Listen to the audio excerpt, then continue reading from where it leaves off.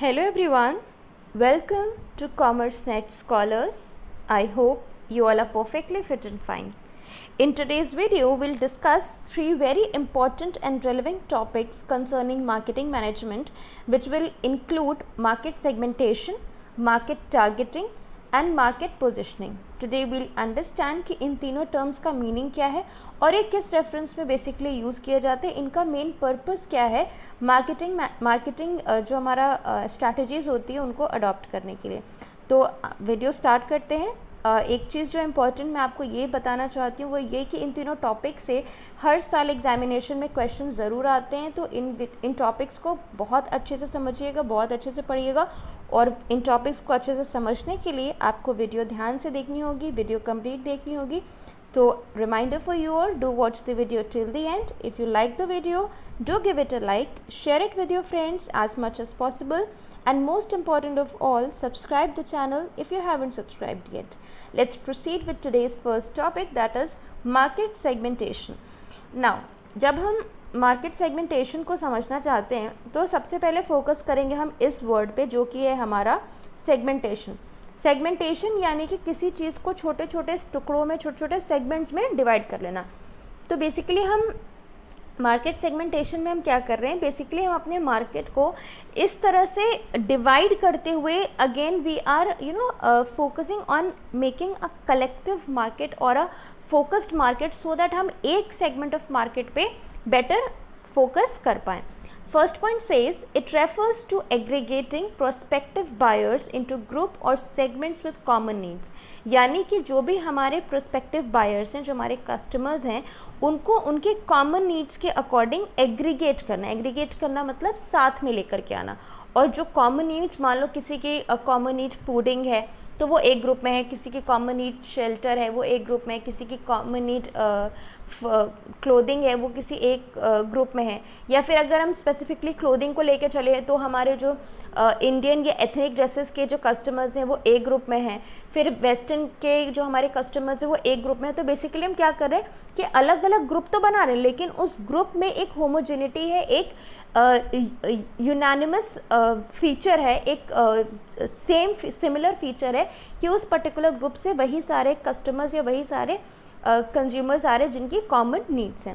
Second point says the companies generally use three criteria to identify different market segments. और वो तीन different criteria क्या है, homogeneity यानी कि कॉमन नीड्स हैं, जो भी सेगमेंट हमने बनाया है, जो भी ग्रुप हमने बनाया है उसमें कॉमन नीड्स, होमोजेनिटी यानी कि कॉमन नीड्स। डिस्टिंक्शन में कि जो भी एक पर्टिकुलर ग्रुप बनाया है आपने, ग्रुप के अंदर तो आपकी कॉमन नीड्स हैं लेकिन बाकी ग्रुप्स जो हैं उनसे आप यूनिक हो, उनसे आपका जो फीचर है वो डिस्टिंक्ट है, वो यूनिक है।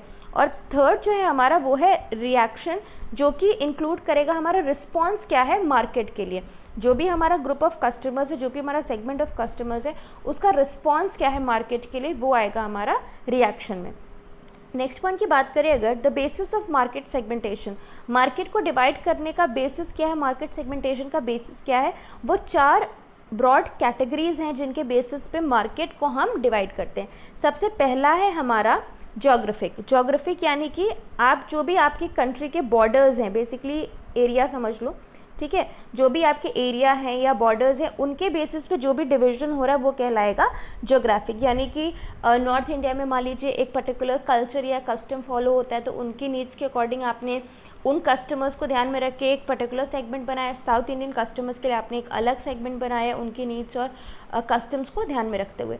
उसके बाद आता है हमारा दूसरा जो कि है डेमोग्राफिक। डेमोग्राफिक में बेसिकली हम जैसे कुछ वेरिएबल्स ले लें, जैसे मान लो जेंडर ले लें, ठीक है, या इनकम की बात कर रहे हैं हम किसी पर्सन की, तो ये सारा आएगा हमारा डेमोग्राफिक में, जहाँ पे हम जेंडर या इनकम या कोई भी एक ऐसा फीचर जो कि आपकी नीड को कहीं ना कहीं अफेक्ट करेगा, ठीक। उसके बाद आता है third psychographic. Psychographic will be based on intrinsic traits. Intrinsic traits यानी कि आपकी जो इनबिल्ट ट्रेट्स हैं, जैसे आपका पर्सनैलिटी कैसा है, वैल्यूज़ क्या है, आपका बिलीफ सिस्टम क्या है, थॉट प्रोसेस क्या है, ये सब आएगा साइकोग्राफिक में, जो कि बेसिकली बेस्ड होगा आपकी साइकोलॉजी पे।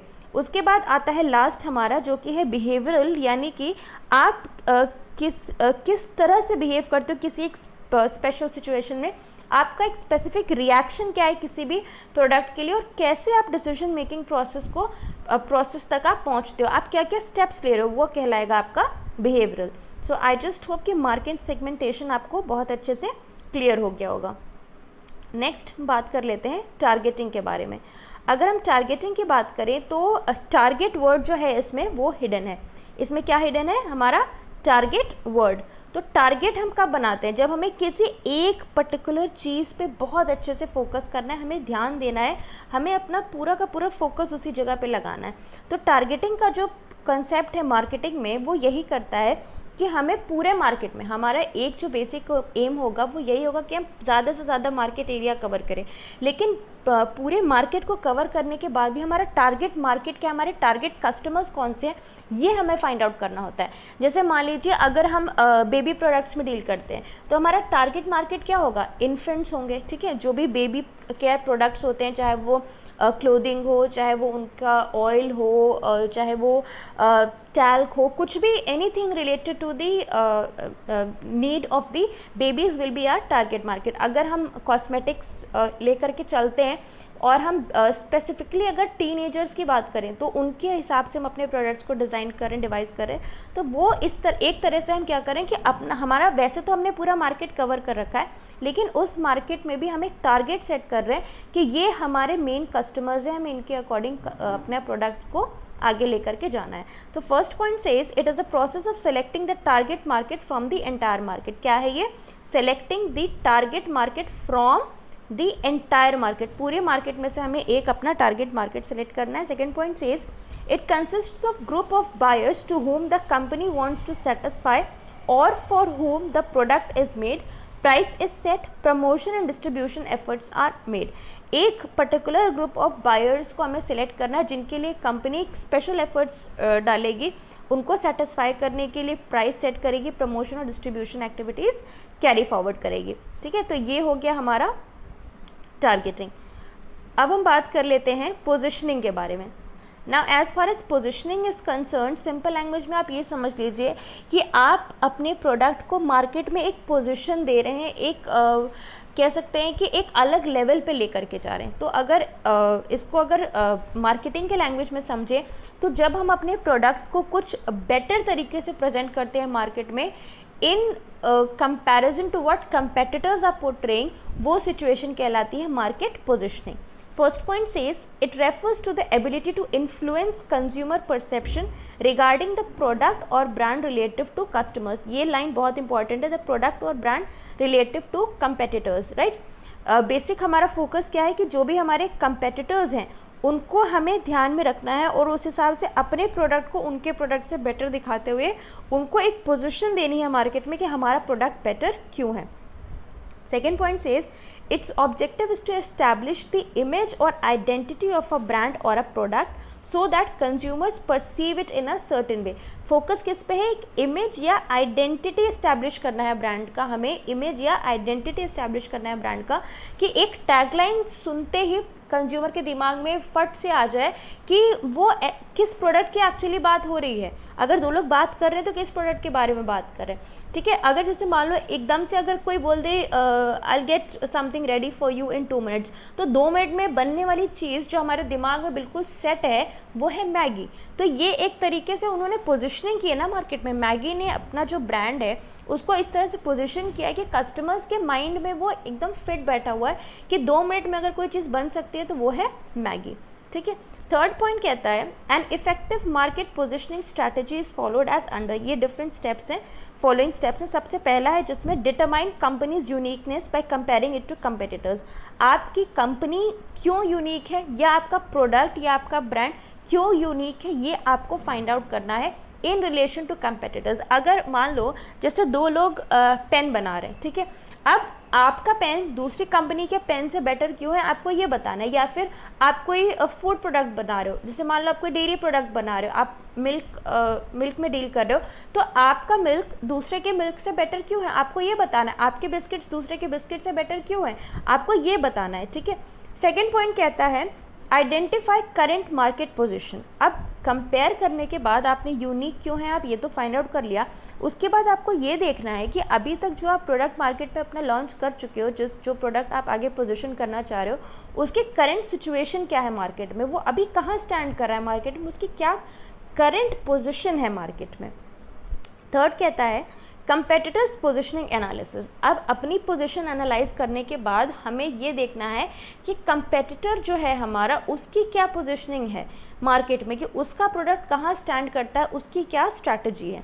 और लास्ट में हम क्या करेंगे, कंपेटिटर्स को एनालाइज करने के बाद, अपनी पोजीशन एनालाइज करने के बाद, उनकी पोजीशनिंग एनालाइज करने के बाद हम एक प्रॉपर पोजीशनिंग स्ट्रैटेजी डेवलप करेंगे, जिसके बेसिस पे हम आगे की अपनी एक्टिविटीज़ को कैरी फॉरवर्ड करेंगे और अपने प्रोडक्ट को मार्केट में लॉन्च करेंगे, पोजीशन करेंगे।